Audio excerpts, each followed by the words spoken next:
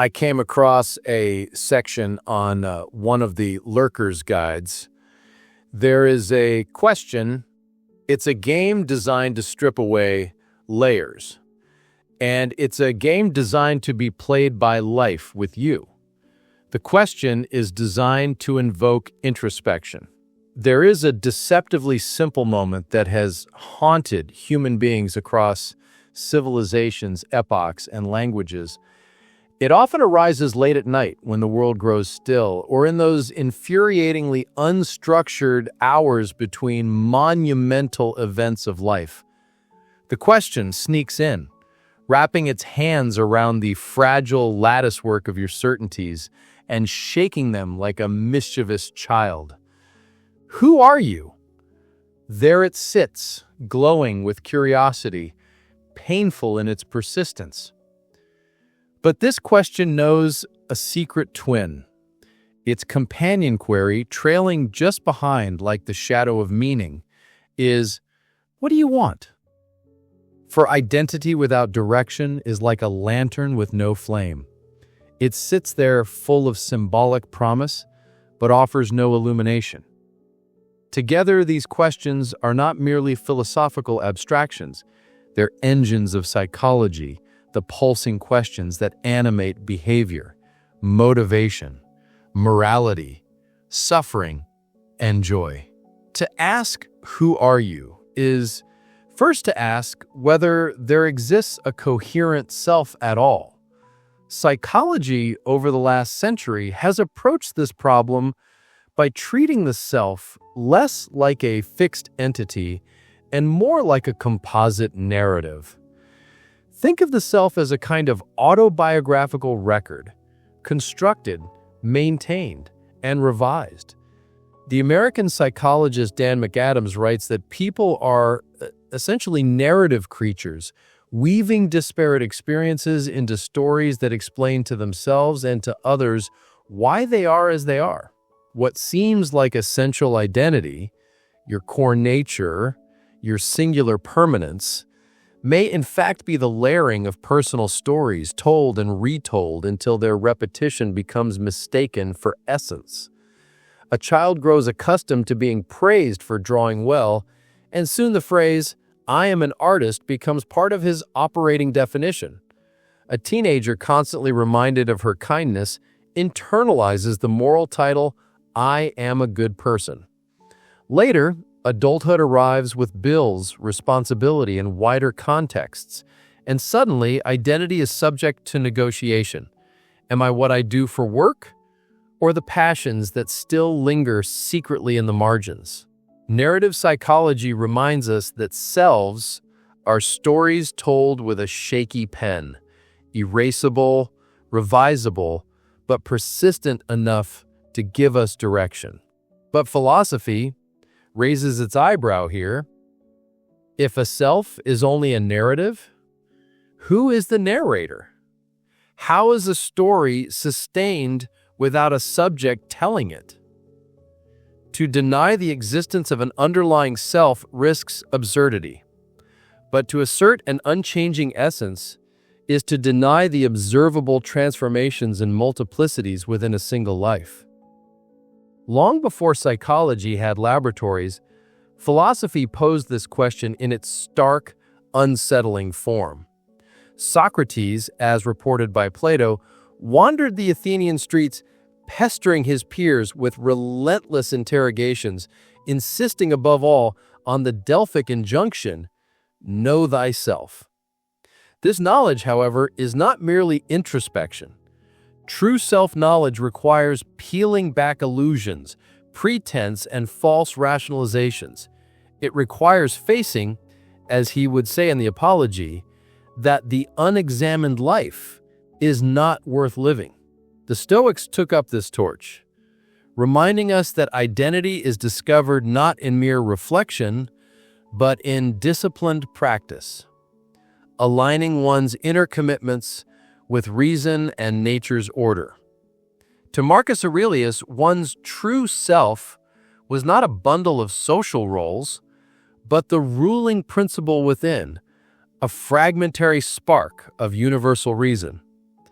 existentialists, centuries later, would jolt this concept again. For Jean-Paul Sartre, who you are is not a stone waiting to be uncovered, but a choice continually authored. There is no fixed essence, he insisted, outside the acts of freedom. By contrast, Martin Heidegger argued the question, who are you, collapses under its own grammatical weight. It asks for a substantive identity where the real nature of being is always provisional, always thrown into a context we do not control. Thus, philosophy's contribution is unsettling. It refuses closure. Some argue the self is essence, others that it is nothing but choice, still others that the question itself is misguided. Such disagreement, far from being a defect, reveals the richness of the inquiry. Once identity is problematized, the natural twin question, what do you want, emerges. Psychologically, desire is not optional. A creature without desires is hardly alive. Our nervous system is built around appetites, goals, and the dopamine-fueled anticipation of satisfaction. Freud, never one to mince terms, suggested that human beings are inescapably animated by unconscious drives, eros and thanatos, the twin lusts of life and death. Modern motivational psychology, though more empirically cautious, supports a similar claim. To act is always to act towards something. Self-determination theory, for example, posits that our well-being hinges on satisfying three innate psychological needs: autonomy, competence, and relatedness. Without them, the human organism falters. But what one wants is not always clear.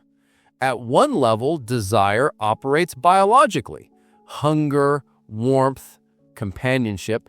At a higher level, desire crystallizes into cultural scripts: career achievement, romantic ideals, social recognition. At the highest level, desire bleeds into philosophy: happiness, meaning, transcendence, immortality. And here lies the paradox. Often, those higher-level desires conflict with the simpler immediate ones. The dieter desires health, but also cake. The philosopher desires truth, but also approval from peers. The parent desires self-actualization, but also the flourishing of their children, sometimes at one's own expense.